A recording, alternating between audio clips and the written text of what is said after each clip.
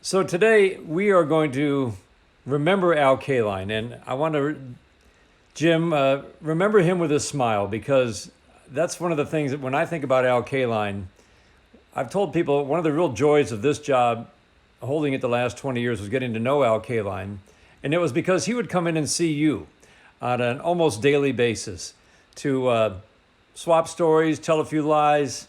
You guys made each other laugh, and it was my privilege to just kind of listen in and then once in a while join in.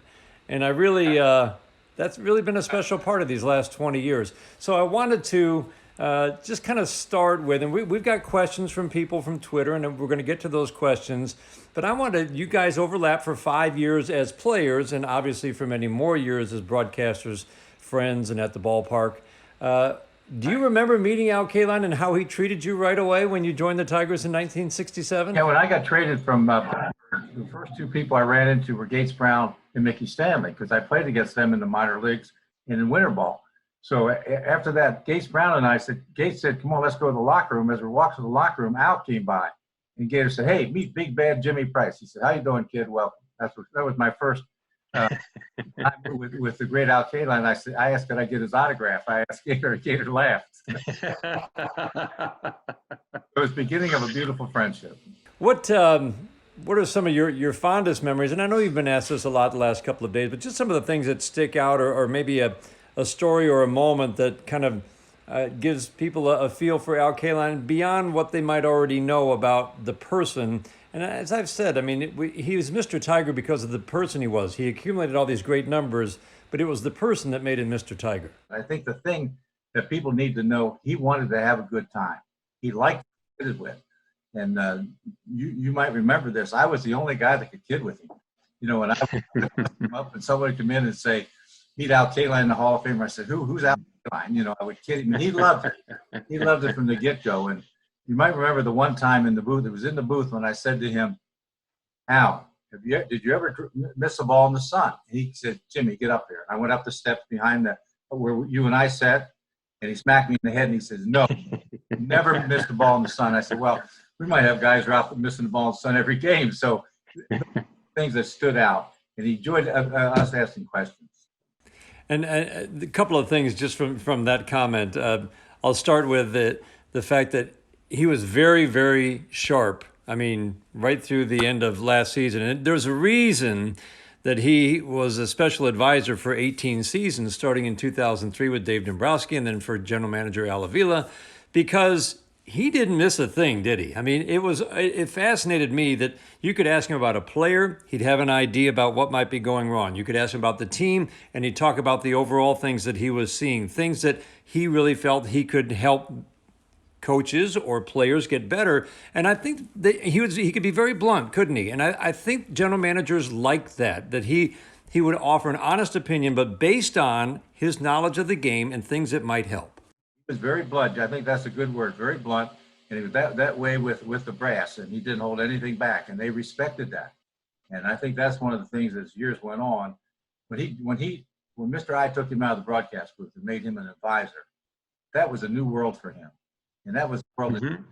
And he was closer at that time at the ballpark every day. Was at the meetings. You went to all the meetings, yeah, forth with the brass, and it was a big part of those meetings. So as those things went on through the years and we became closer and closer, he opened up more and more about things that he knew about and so forth that I kept quiet.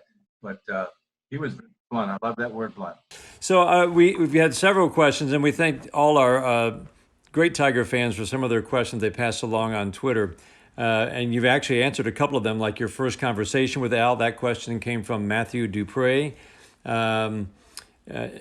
We talk about the generations of players and why they came to love and respect Al through the generations. But he really did have that ability, didn't he, Jim, to connect with players of all ages. And you think he was with this team, this franchise, for 67 years, and he did have that ability, didn't he? That was special. You know, the way he handled himself, I think, stood out. He was a classy-looking guy. He was always dressed right. You know, he did the right things, and he didn't force himself. And he was always around, and he let the players know that he was one of them. He knew how hard the game was to play, but you need to practice. You need to practice and practice the right way, play the game the right way, because Nobody played the game better than Al. We had a question from, I want to say it's Tiges1. Uh, we all know that Al Kaline was a great right fielder. I swear that in April of 1961, when I went with the safety patrol, which was a big thing back then, safety patrol day at the ballpark, right?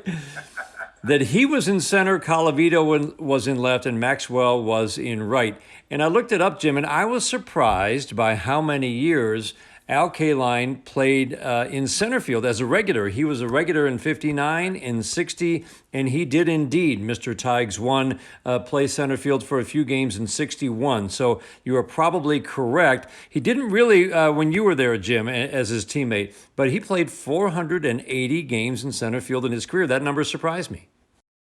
That surprised me too, but we talked about that. I asked him about playing other positions. He hated first base. He played that a little bit. He hated it. He said it wasn't any good. I said, get serious. But center field in Tiger Stadium was tough. He said so much room, especially behind him. But he said when they moved into right field, he was thrilled to death, even though he played that many games.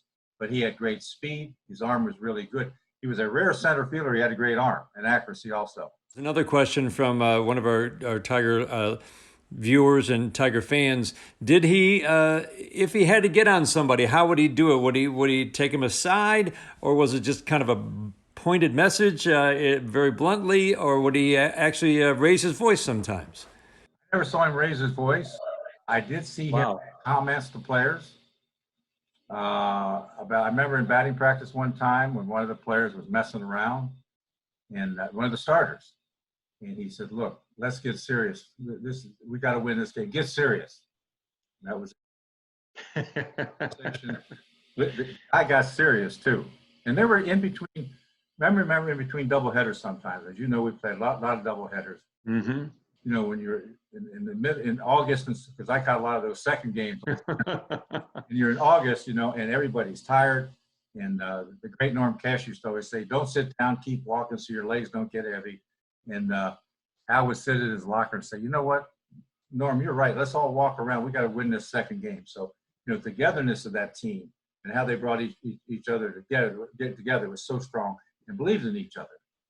Well, Jim, it's so fun to talk with you about your good friend Al Kaline. It's I want people to get a feel for the person that he was, because that's what we'll miss. That's what was, I think, made him so special. I mean, you talk to other broadcasters, say, he just treated me like a normal person. I didn't ever have to worry about approaching Al Kaline. He had a gift for just putting people at ease. And you saw on a daily basis when people would come into the booth, and he'd put them right at ease. So I think that's, we really wanted to do that. And I really appreciate your time. It's fun talking with you and good to catch up with you. And I certainly hope that we might see each other at the ballpark in the not too distant future.